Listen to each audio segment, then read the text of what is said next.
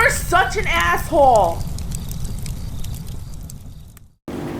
Hello, Aaron. Returning me customer here. Please keep this anonymous. I gotta tell some people some things, man. Otherwise, this ain't gonna make no sense. Okay?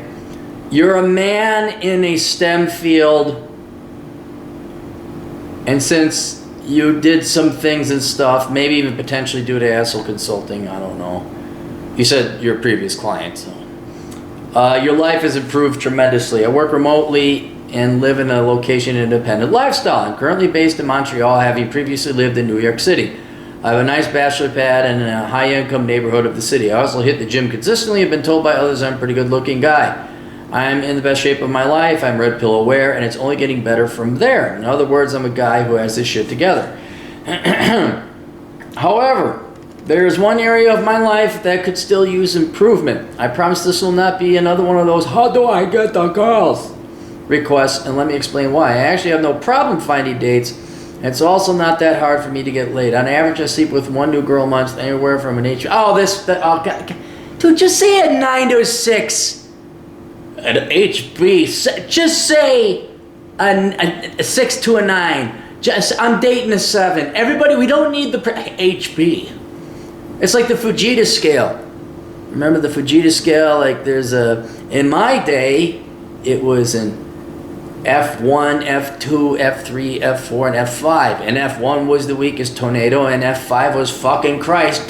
Go away quickly. But you see, now we've come up with the enhanced Fujita scale. Because a bunch of meteorologists were all just there going, ah! Biggest advancement in meteorology ever since, apparently, is we added the enhanced Fujita scale. Is 1 still weak-ass tornado and 5 is like, oh shit, get down to the cellar? Well, yes, but it's enhanced. Oh, shut the fuck up. Well, HP. What does the HP stand for? Anywhere from a 6 to a 9. The problem is that these unfulfilling hookups and dates never lead anywhere serious and are just that, unfulfilling. I haven't had a girlfriend in 5 years, and this was back when I lived abroad in South Korea, and even this was short term. Since then, the longest I've been with the same girl is 1 month. I love the experience of being in a long-term relationship and building an emotional connection to the opposite sex, but at the rate things are going, I'm starting to doubt this will ever happen. When I lived in New York City, I went out with the most down-to-fuck it. I know what DTF means. Women I met than in any other city. The problem is that while bringing these women home was easy, keeping them around was the hard part. Almost every date went like this. We'd get drinks at the bar, we'd have sex on the first or second date, and then she'd ghost. In fact, I knew other guys, good-looking alpha types, who had the same issue where the girl would ghost after sex. No messages, no responses, not. But you guys are lying because the women in New York are complaining that they can't find a good man. There's such a shortage. Actually, your experiences do pretty much corroborate with every bit of anecdotal and demographic information. John Steele, who used to live in New York City, corroborates that. I think New York City also has the highest number of women to men within dating ranges, young dating ranges. So that jives. Almost every day with but then I get the women over there say they can't find men. Well, okay. No messages, no responses, nothing. It's as if the gender roles were reversed. The women wanted sex, and men wanted commitment. During my time there, I had maybe a couple of women express a desire to be in a relationship. I did not find these particular women attractive at all. They're post-wall. And 5, not HB 5. They were just, you could just say a 5 at best. I grew weary of this unfulfilling sex. Oh no, not just sex. Oh God, sex with multiple women. Oh, there are 6s to 9s. I know. I mean, did you talk to a therapist? I think you might have PTSD.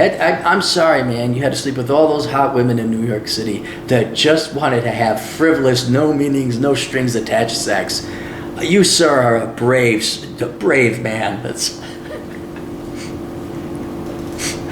I grew weary of the hookup culture, and it's one of the reasons I left New York City. Really? That drove you away? I mean, you might get tired of it, but it's like, it's got the world's greatest ice cream ever in this town. Fuck, I gotta leave this town. Now that I'm in Montreal, I've noticed a similar pattern as well. While the women here are not as down to fuck as in New York City, the pattern still continues. Well, that's just Canadians are much more polite, civil people. I still just go on as many dates as before, but here's the unusual thing. The dates actually go well. Well, how's this like New York? We both seem to be having a good time. Escalate is usually as usual with hand-holding and kissing, but when I contact her for round 2, she either takes a usually long time to text back an entire day or ghosts me completely. Wait. What? The pattern still continues. I go on as many days before. The dates actually go well. Where the dates weren't going well in New York. You're both going on one date, and then the difference is in New York they'll fuck you. In Montreal they won't. Well, I previously lived abroad in South Korea and another state, town, country. I don't remember dating being this frustrating. Yes, because those are traditional cultures. The women seem to be looking specifically for long-term boyfriend material. If you were decent looking and had a good job, you could get an attractive girlfriend easy. None of this game bullshit was necessary. Why does dating seem so difficult in North America compared to more traditional countries? All right, well, I'll answer this on an international reason.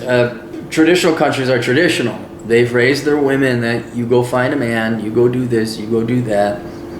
Men are, I don't want to say reasonably valued. That's not. It's still a priority because family formation is also a priority in those things. And I'll mention South Korea is a little bit different than the other country. I didn't want to mention the other country because I want to keep you somewhat anonymous. South Korea, that is traditional Asian culture. Because South Korea is a first world nation, a very westernized, in some sense, nation, but not their dating. It's still, yes, you want a man, and there's some drawbacks too with Asian dating culture, but it's still traditional. They still encourage marriage, and I would say Asian women in general are also more traditional themselves. The other country you mentioned, the women are definitely traditional there. There's a promotion of marriage and family formation. But in that particular country, you definitely do not have the government bailing you out. It's a quasi-socialist country, so you would think, well, then there'd be all the money in the world. But see, that's the thing. If it was just a matter of having a socialist nation, having all the money in the world, then North Korea, by all means, and Venezuela, by all means, would have tons of money to flood all the single mothers of the world with. But you see, you need actual production, and ironically, even though we're still a quasi-capitalist country here in the United States, our government spends ass loads more on social programs and socialism, and as pertaining to this particular topic of conversation, spends more money on women, especially single mothers. Therefore, women really don't need a man. You really don't. In the United States, you don't need a man. In this other country, you kind of do. You kind of do.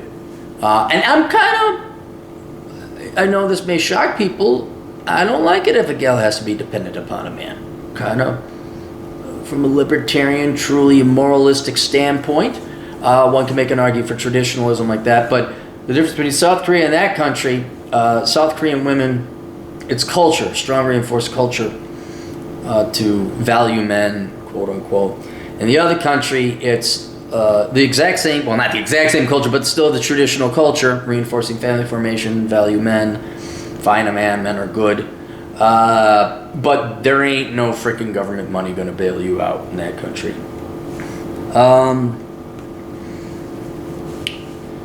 The women seem to be looking, no game with bullshit. Why does dating seem so yes to that? I've listened to guys like you, Rushvi, and Raul Tomasi discuss how dating has become more difficult in the era of smartphones and social media. That has complicated things. That has certainly complicated things. Such as women having more options than ever before. They have digital options. There's still the same amount of men that live within the radius. Oh, sure, you might get a guy or two to fly in and meet you, but it is digital attention, not real attention. Women's standards going up. That's true. And women not needing men for financial support. That is also true. This raccoon insulted me. That is true. He called me a liar. That is also true. Forgot forgot what the quote was from Guardians of the Galaxy. This varmint is insulting. That is true. He called me a mean name. That is also true.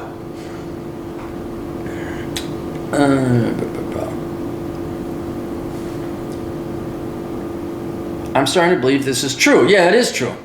Thankfully, I'm in a position where I could live and work in another country if I wanted to. Please give me your blunt and honest assessment of what I should do to improve my long-term relationship prospects. It seems strange that despite all my accomplishments in the past 3 years, finding a long-term relationship is still a struggle. I'd be willing to see a therapist about this if necessary. Regards, we'll keep you anonymous. Then I asked it for like the differences between the women in Montreal and New York because I found that very interesting, and I also want to know their ages. Yeah, I wanted their background, like age, occupation, education, politics. Did you go to college? Where did you meet these girls typically, etc.? He says, all right, age-wise, I've dated women from as young as 19 to early 30s. Surprisingly enough, the women I dated in their early 30s still didn't seem to take dating seriously, despite the fact that they're already post-wall. It was still saying, no, the wall, okay, look. Virgin Taos want the wall to be 18 in a day. 18, you're hot as hell. 18 a day, yeah, you're fat and ugly. You're old, it's over. And then the more, the less, I don't want to say anti-female, but the more women you've dated and the more pussies you have seen, you know that women can maintain their beauty.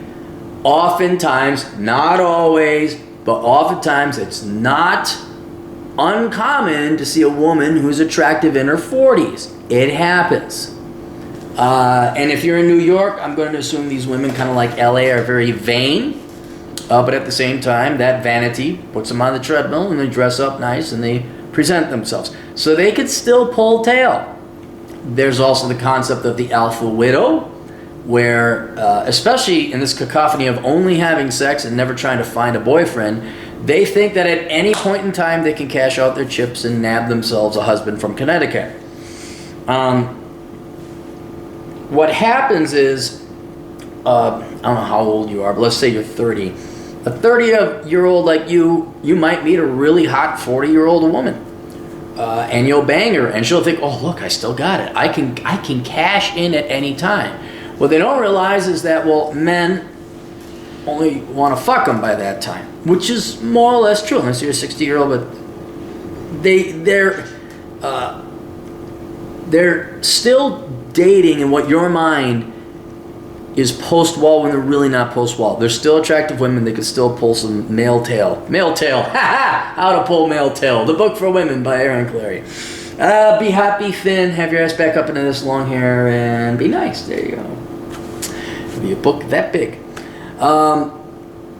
So they're not post-wall necessarily in that regard. But by the time they're 40, 50, yeah, what guy, I mean, to put it on a hard date is like, you got to start thinking about menopause, and if guys want to have kids, well, you're not even physically capable of having kids. And they'll say, but I have my eggs frozen. And I see, I have a certification. And that would be very romantic on a date. I'm just trying to explain to you why they still are in their, they're like teeny bopper phases. They're still dating because they can. They're still getting laid. They're still having fun. They're doing the Sex in the City thing. They saw the movie or the TV show.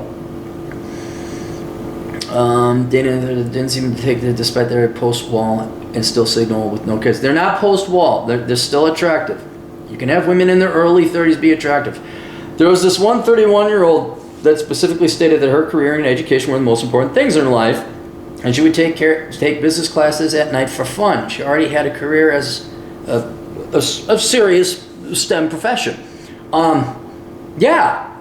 There's your answer. That would be new. It'll be the same for Montreal, but that's the age range. That's what women that age range wants. They want a career. They do not want you. They'll fuck you. Oh, the poor client, he got laid by women between the ages of 19 and 30. Oh, none of them want to settle down. He had to leave this place. Take me from it. The sex is too much with all these 6, 7s, 8s, and 9s. And she's educated. I mean, that's not a dumb gal. Shoot, is she single? I got some guys I could set her up with. In terms of education and career, all the women I've dated are either college educated or are in college. Okay, there you go. That's where they're told. No, I mean, you go get a career. For jobs, this could range anywhere from receptionist to engineer. No matter the job, it doesn't seem that any woman I dated needed a man as a provider. Well, you'd be surprised how many of them are getting... the engineers, I believe, don't need a man. But the receptionists, right for Baldy or XOJ, they're living off of dad or a husband or something. Yeah, and they don't need a man as a provider. They don't need you as a provider. Politically, almost every woman I've dated is liberal and left-leaning, of course. I'm mostly conservative, but I never bring up my politics with women unless they ask me about my views. And even then, you don't mention it. I only recall one conservative woman from rural British Columbia I went out with. I thought we hit it off pretty well, but just like the rest, after our first date and sex, she would take an entire day to respond to my text. So she took a day. Okay, dude, you might be a little clingy here. That might be another variable. If you're all pissed off, girls aren't texting you within a day. Do you know how much dick they got? You're like one of 7. All right. You don't own these girls. Give them some breathing room, and if you don't give them you make them come to you. Okay? Hey, look at me.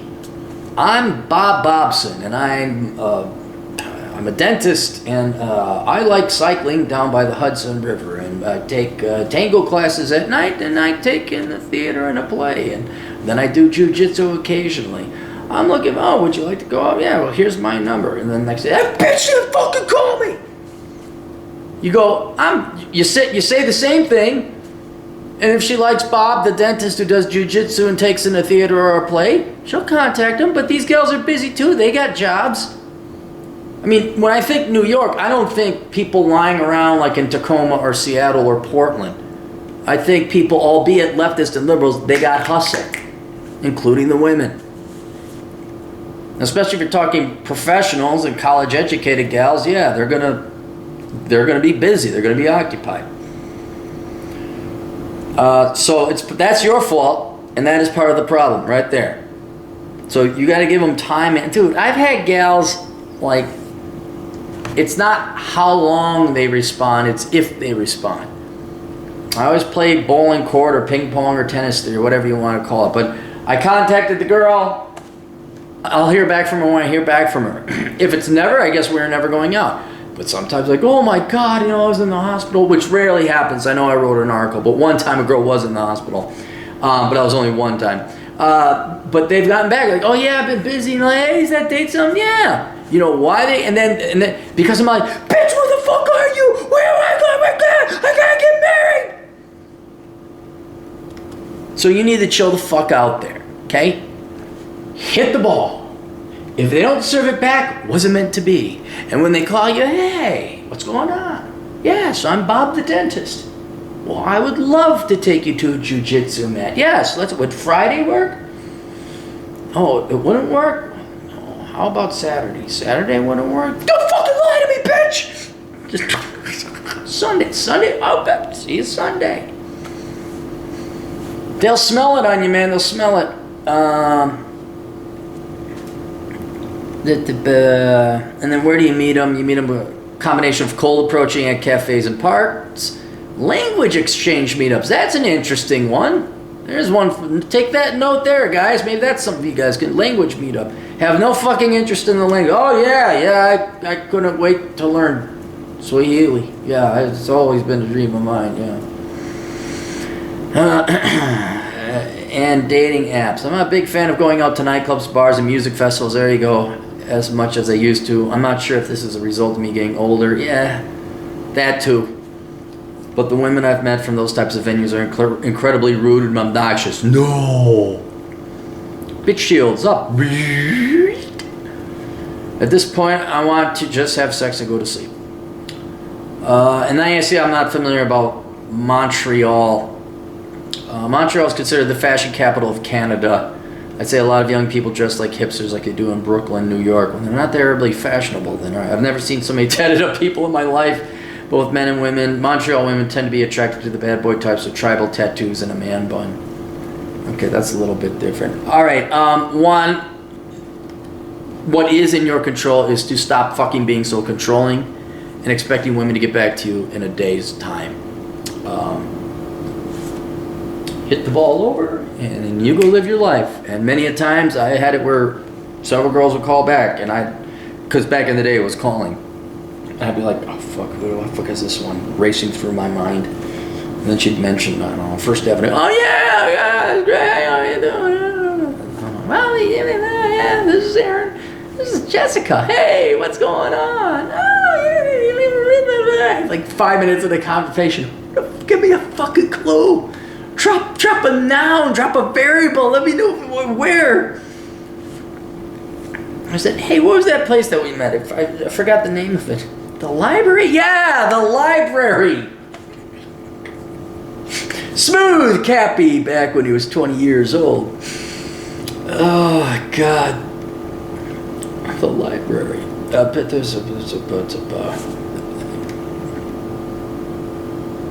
Reminds me of a story. Someday maybe I'll tell it. I should have fucking known. I should have just said. It was a sad story from 1994. Very sad story. But I should have learned from it. It was very telling. Okay, so that's the one thing under your control. What is not under your control, and I would say this is an even bigger variable as to why women just don't want to get married, especially in New York where they're willing to have sex, is you're hitting the precise exact age demographic where there is a marriage black hole. Women living in large, is Montreal? No, Toronto is the largest town in Canada, isn't it? Regardless, women in major metropolitan areas who are college educated and between the ages of 19 to early 30s, they have no interest in you. And that gal who was the STEM gal who was taking business classes at night for fun had a bunch of other ideas that are way more fun. And none of which were sexual. I'm just saying that I can think of a zillion things to do. That they have no interest in being married, and part of that is related that they're college educated, wherein they've been doubly brainwashed. They didn't have to go to college to get this information, but they've been doubly brainwashed that you don't need no man, fish bicycle, your career is the most important thing, and the gal even told you the career is the most important thing. I've kind of addressed that alpha widow thing where they will continue to party on until the point that they will no longer be marriage material for anyone. They'll be, oh, it's about time to settle down at 42 and have some kids. And they're going to find out that just because a guy fucked them didn't mean they wanted to marry him. And there are two hugely distinct markets in the quote-unquote courtship world. There's dating and fucking, which is short-term. And then there's marriage, which is a whole other bag of shit.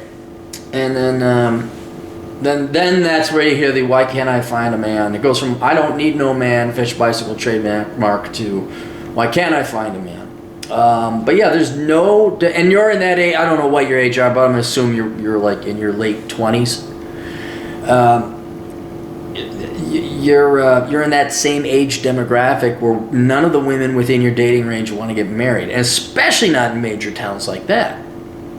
And so you want advice. I think you have kind of where did the advice go? Blunt and honest assessment, you improve your long-term relationship prospects. You're going to have to move. You're going to have to move. And you have to knock it off thinking women are property. Like, the bitch is fucking... Dude, so here's what I would do before you start, I'm going to go down to Thailand and get myself a Thai wife. Before you go the mail order bride route, you got to work on you and get rid of this fucking, irrational expectation of women to like be there on your beck and call. I want you to get a gal that you date for a solid month in where you Montreal, some major town, a western town. It doesn't have to be Montreal. Some major North American town that is not Mexico, cannot be Mexico. You got to get a gal that you date there for a month to go like on 5 dates with. Okay? Because then that will prove to me, or prove to yourself, that you're just cool, letting things happen at their own pace, and there's not a schedule, and she is not obliged to give you a call or a contact back within 24-hour period. This is not a job interview. This is not the military. So you start to understand how women work. All right? And when you understand that they're separate human beings with their own rights and privileges and sentient thought and ideas and dreams, and not just there to like fucking serve you and answer you, oh, it's 23 hours, I better call Bob. His name isn't Bob. Once you understand that they have choice, they have independent thought, then you can go, maybe that would open more doors for you for North American women. But then if you want to move because you want a more traditional, so that solves your problem, right? That still doesn't solve the problem that most North American women in major metro areas don't want to get married at between the ages of 19 and 30. So you would have to go to more traditional cultures. South Korea wouldn't be a bad idea. If you have experience there before, you know the area, so that might be a place to start. The other country you mentioned, let's just put it this way, second world countries, you can, but keep in mind that yes, the women are more traditional there, but they're going to expect you to send money back home. They will always, especially mail order brides, dude. You guys think this is a fantasy? I've seen it happen to several friends of mine. It is a money-making operation. Even the honest ones, yeah, they'll marry you, even if they don't divorce you. They're going to nag the fucking shit out of you. You get your money back home to my parents that had 18 kids. And then it's like, well, no wonder your fucking shitty-ass country's so poor if people having 18 kids. But if they just had 2, I think they'd have enough money. They don't need our money no more. That's a whole other consultation. But yeah, solve your problems first. So at least you're capable of being married. You're capable of being a husband. Then you're going to have to spend a lot of time in country to meet the local girl there. And the few bits of advice I've heard from guys who have married women from overseas is you act like you're never going back to the United States. Like, nope, we're not going back to the United States.